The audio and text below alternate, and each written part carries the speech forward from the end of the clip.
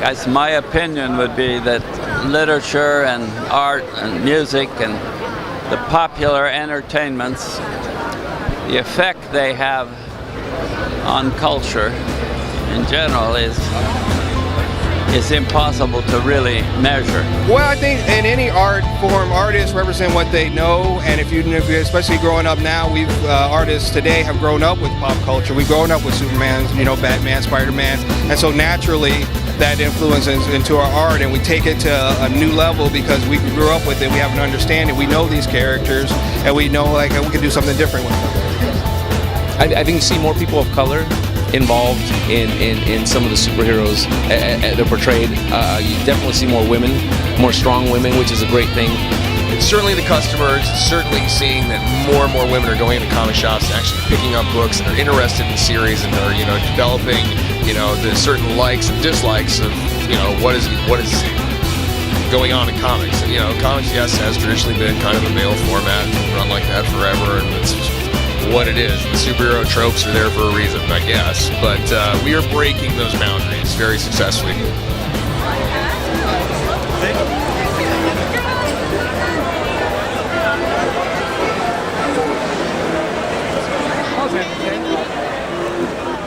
Female superheroes, female supervillains, female science fiction characters. Ladies have a lot of fun here.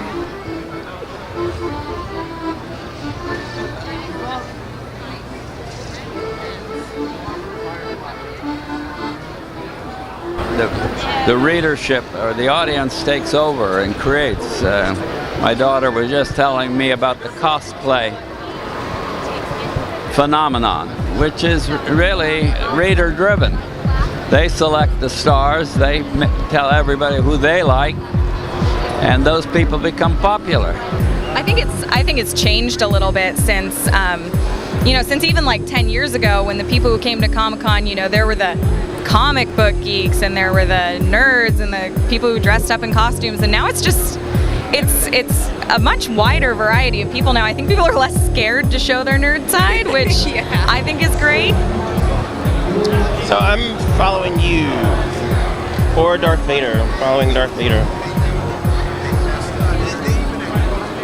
This is actually the first year that I've done any sort of cosplay. It's all because of that one right there. Oh, awesome. This is her second year coming with me, so she wanted to dress up, so I figured what the heck, I'd go ahead and do it. I'm from Diablo 3. I'm a Crusader, the main character that you can play as, so yeah. Did you know these two before? That's my dad. Oh, I like when families stick together. Yeah. What I like most about Golden Age Supergirl is kind of the all-American spirit, where it's someone that's just trying hard to do the right thing. I can understand a 10-year-old child dressing like Scooby-Doo, but a 30-year-old man? This is Comic-Con. That is foolish! That is childishness! There's always going to be the haters and the people that are out there that are trying to rage against the machine, so to speak.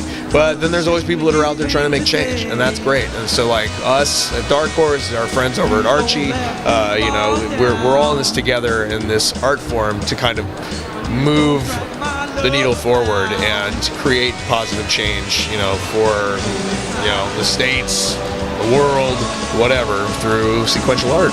Catwoman. What made you guys decide that Darth Vader and Boba Fett are like quintessential players? It's kind of our working clothes, I used to hunt the bounty, now I chase the booty, so just representing that way.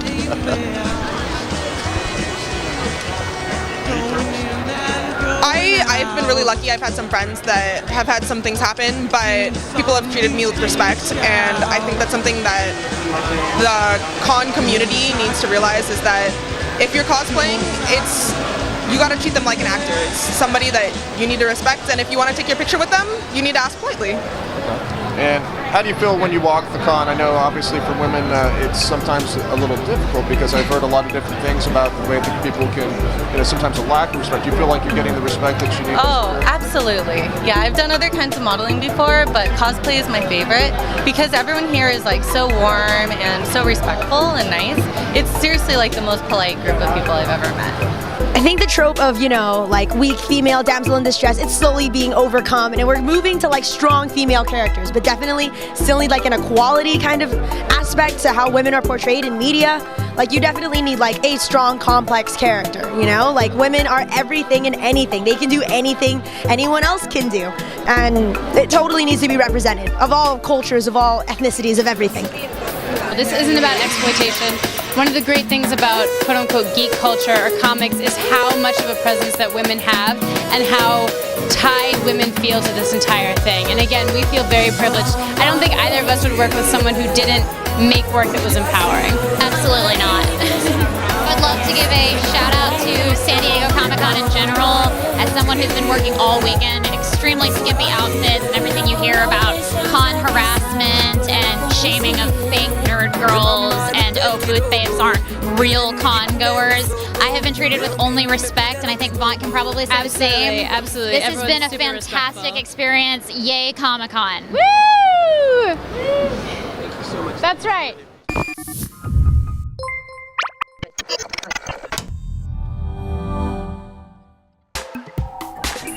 Imagina esto, imagina aquello, imagina carcajadas, imagina viajes, imagina magia, imagina el baile, imagina familia, imagina la lucha, imagina la valentía, imagina el hoy, imagina el mañana.